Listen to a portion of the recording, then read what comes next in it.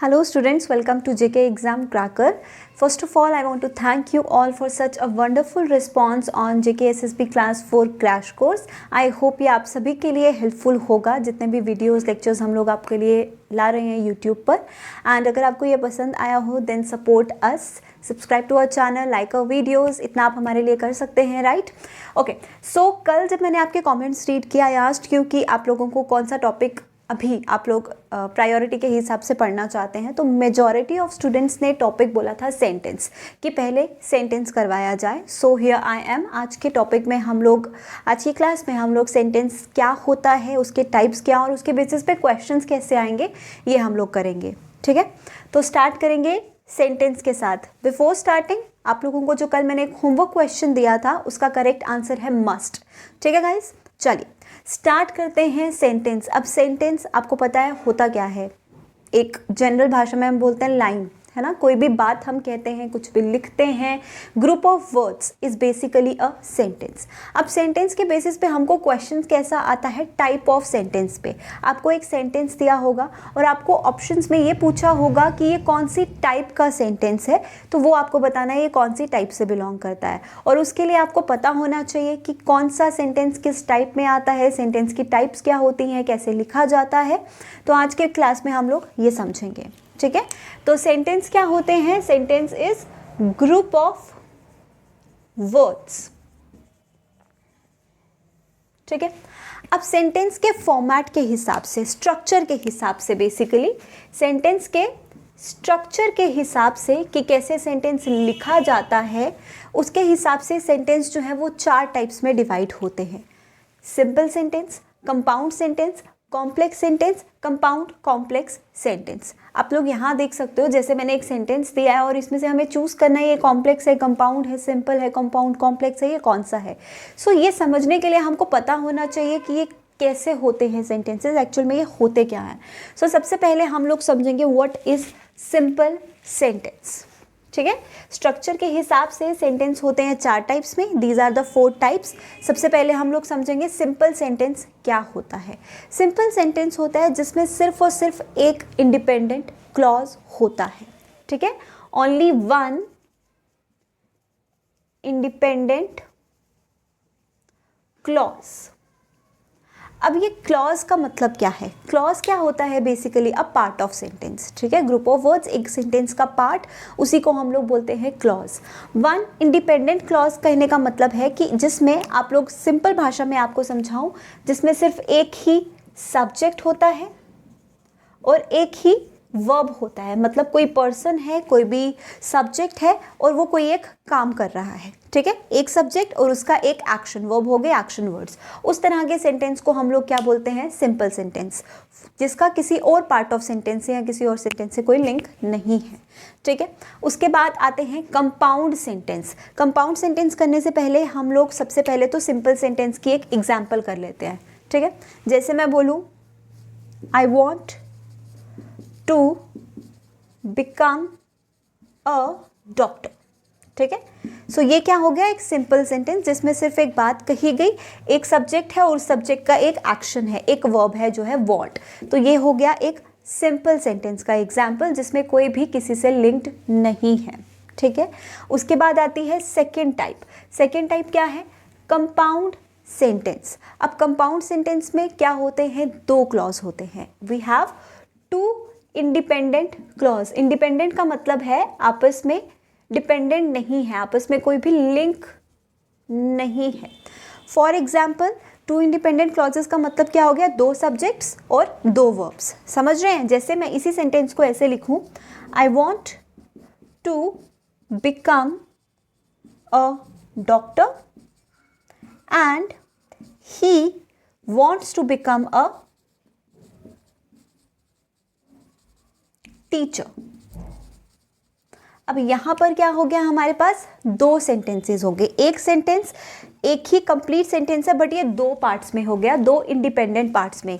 एक में आई ने बोला want to become a doctor और दूसरे पार्ट में ही ने बोला he want to become a teacher. दोनों में आपस में कोई भी लिंक्ड नहीं है. ना ही का एक्शन आई के एक्शन पे डिपेंड करता है, ना ही आई का एक्शन ही के एक्शन पे डिपेंड करता है. तो ये होते हैं 2 इंडिपेंडेंट क्लॉज। इसी तरह के सेंटेंस को हम लोग क्या बोलते हैं, कंपाउंड सेंटेंस, ठीक है। उसके बाद थर्ड वन पे आ जाते हैं। Third one is complex sentence. अब कॉम्प्लेक्स सेंटेंस में क्या होता है, वन डिपेंडेंट क्लॉज, आप लोग ये साथ साथ लिख भी सकते हैं, one dependent clause and one independent clause, ठीक है। कॉम्प्लेक्स क्लॉज में क्या होता है, one dependent clause, one independent clause. कहने का मतलब क्या है कि जैसे यहाँ पर दो पार्ट्स में हमने इस सेंटेंस को लिखा, I want to become a teacher, I want to become a doctor. यहाँ पर ना तो आई के एक्शन का ही के एक्शन से लेना देना था, ना ही के एक्शन का आई के एक्शन से लेना देना था। अब कॉम्प्लेक्स सेंटेंस में क्या होता है, जो दो पार्ट्स में हमने सेंटेंस को लिखा है, एक पार्ट दूसरे पार्ट पे डिपेंड करता है, ठीक है। जैसे एग्जाम्पल देखते हैं हम लोग, एक एग्जाम्पल लेते हैं हम लोग कॉम्प्लेक्स सेंटेंस के लिए। जैसे मैं लिखूं, I know that you want to become a teacher, I know that you want to become a teacher. अब ये सेंटेंस कॉम्प्लेक्स सेंटेंस कैसे हुआ, एक पार्ट ऑफ सेंटेंस क्या आ गया, आई नो, आई का एक्शन नो, दूसरा पार्ट ऑफ सेंटेंस, दूसरा क्लॉज क्या आया, you want to become a teacher. अब यहाँ पर ये क्लॉज जो है ये है एक इंडिपेंडेंट क्लॉज और ये क्लॉज जो है ये है एक डिपेंडेंट क्लॉज। कैसे, आई नो, आई को क्या पता है, ये पता है कि तुम एक डॉक्टर बनना चाहते हो, तो ये वाला एक्शन किस पे डिपेंडेंट हो गया, इस पर डिपेंडेंट हो गया, क्योंकि यहाँ पर देखिए दैट लगा है, ये इसकी कॉन्टिन्यूटी बता रहा है, तो दिस वन इज इंडिपेंडेंट। और आई को क्या पता है कि ये एक डॉक्टर बनना चाहता है, तो ये हो गया कौन सा क्लॉज, कॉम्प्लेक्स क्लॉज, जहाँ पे एक डिपेंडेंट होता है, एक क्या होता है, इंडिपेंडेंट होता है। उसके बाद आता है compound complex sentence. Compound complex sentence क्या होता है, it is a mixture of compound sentence and complex sentence. Compound sentence में हमने क्या पढ़ा, दो इंडिपेंडेंट क्लॉज, कॉम्प्लेक्स सेंटेंस में हमने क्या पढ़ा, एक इंडिपेंडेंट एक डिपेंडेंट। अब कंपाउंड कॉम्प्लेक्स सेंटेंस का मतलब क्या होता है, दो इंडिपेंडेंट क्लॉज, दो इंडिपेंडेंट क्लॉज और एक डिपेंडेंट क्लॉज, ठीक है।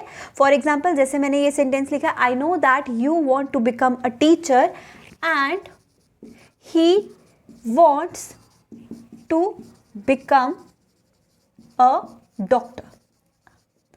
अब ये क्या बन गया, एक कंपाउंड कॉम्प्लेक्स सेंटेंस।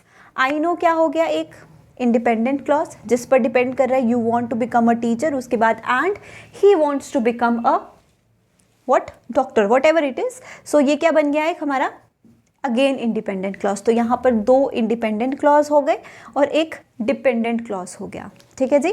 तो यही होते हैं चार स्ट्रक्चर के बेसिस पर सेंटेंसेस के टाइप।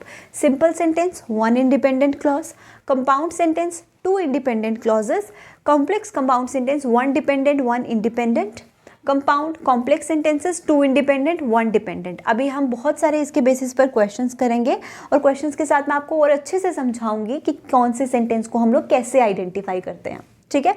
तो ये तो थे बेसिक 4 टाइप्स। इसके बाद सेंटेंसेस की फंक्शनैलिटी के हिसाब से कि सेंटेंस में क्या बोला गया है, ठीक है, वो कैसे क्या उस सेंटेंस का फंक्शन है, उसके हिसाब से we have some other types of sentences, जैसे declarative sentences, imperative sentence, interrogative, exclamatory and optative sentences. इनके बेसिस पर भी एग्जाम में क्वेश्चंस आते हैं। आपको सेंटेंस दिया होगा, जैसे हमने पहले भी प्रैक्टिस किया था कि कौन सा सेंटेंस किस कैटेगरी से बिलोंग करता है।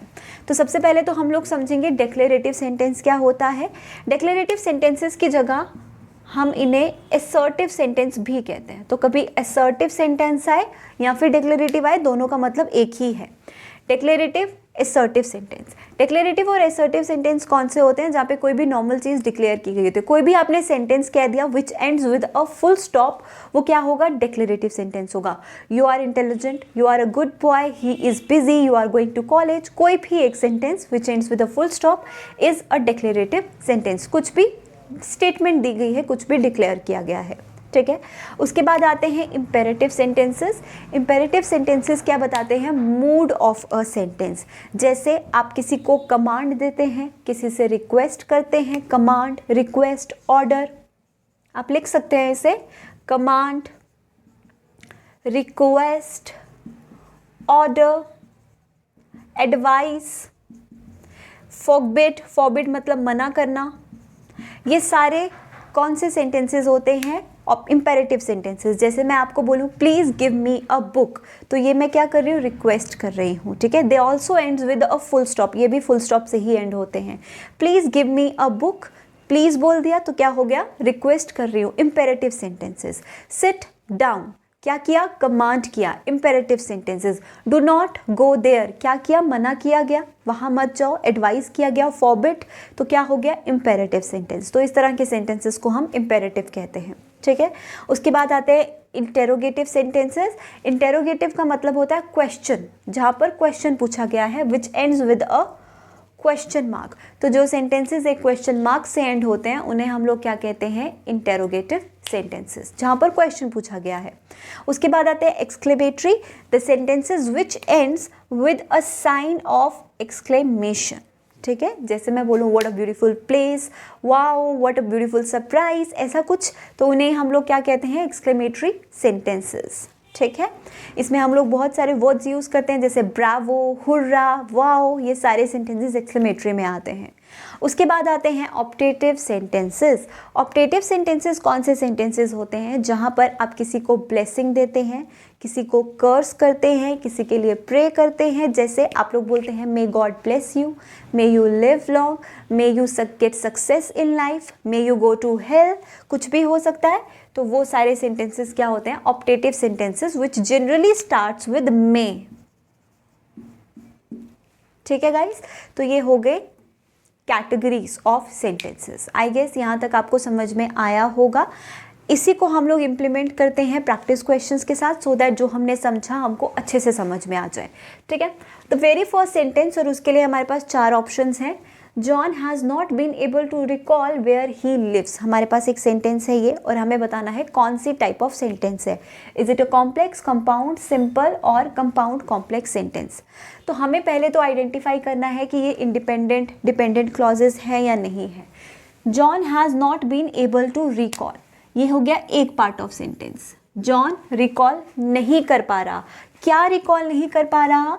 कि वो कहाँ रहता है, वेयर ही लिव्स। अब देखिए, John has not been able to recall, वो रिकॉल नहीं कर पा रहा। क्या रिकॉल नहीं कर पा रहा? कि वो कहाँ रहता है। मतलब क्या हो गया? ये वाला पार्ट ये वाले पार्ट पे क्या हो गया? डिपेंडेंट, जहां पर एक कंजंक्शन लग जाती है वेयर, समझ रहे हैं।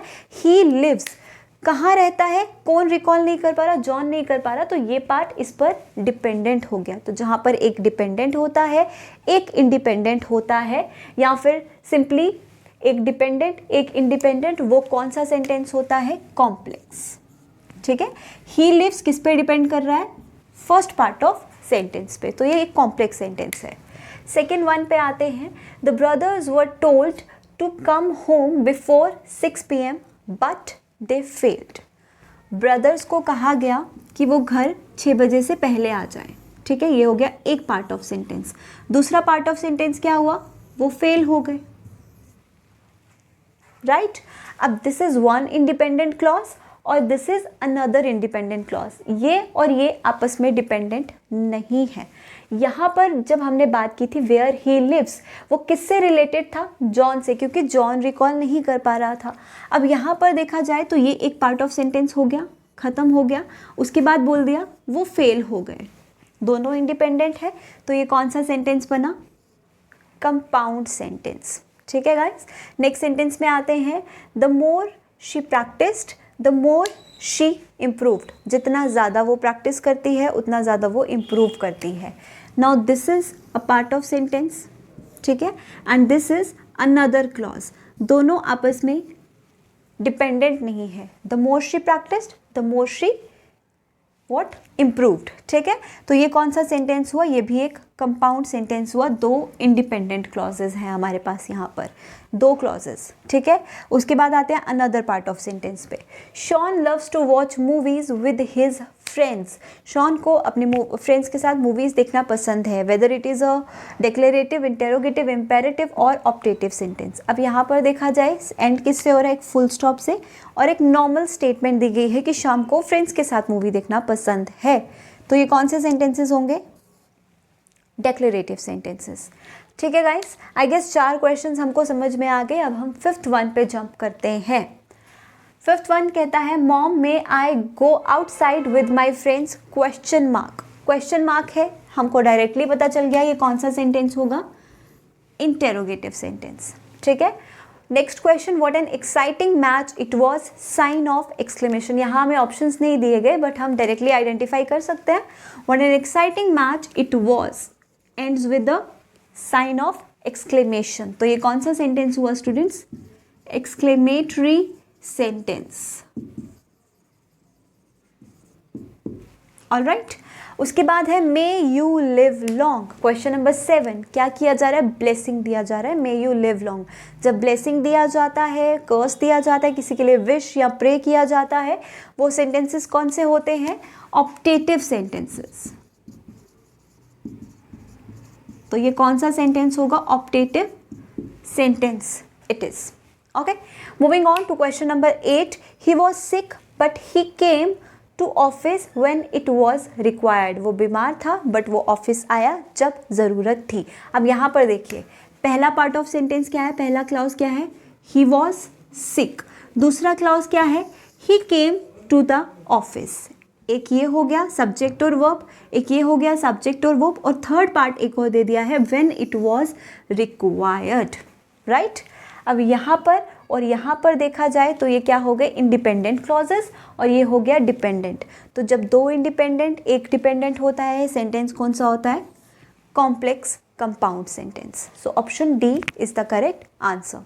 ठीक है, क्वेश्चन नंबर 9 पे आते हैं। The lion has long been a symbol of strength power but it is a cruel animal. देखिए, the lion has long been a symbol of strength and power, ये हो गया एक part of sentence. It is a cruel animal, ये हो गया another sentence. दो independent clause हो गए।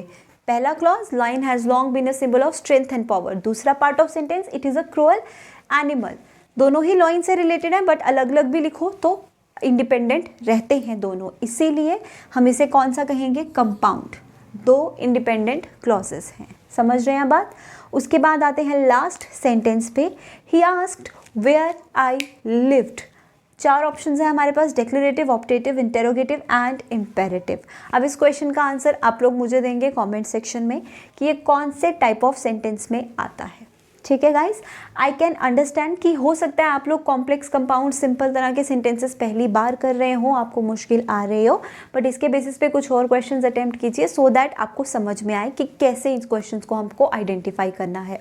ठीक है गाइस, आज के लिए इतना ही। 10th क्वेश्चन मुझे बताइएगा आप लोग कॉमेंट सेक्शन में। कल भी हम लोग सेंटेंस के बेसिस पर क्वेश्चंस करेंगे, कुछ इनके बेसिस पर कि कैसे सेंटेंस को आइडेंटिफाई करना, और कुछ हम लोग करेंगे सेंटेंस कंप्लीशन के बेसिस पे। सेंटेंस कंप्लीशन के क्वेश्चंस आते हैं हमको सेंटेंस फॉर्मेशन पर बेस्ड, कौन सा सेंटेंस कैसे लिखा जाता है। ठीक है, तो उसके बेसिस पर भी हम कुछ क्वेश्चंस कल करेंगे। They are kind of fill in the blanks. Alright, so आज के लिए इतना ही, मिलेंगे अब हम लोग कल के लेक्चर में। All the best.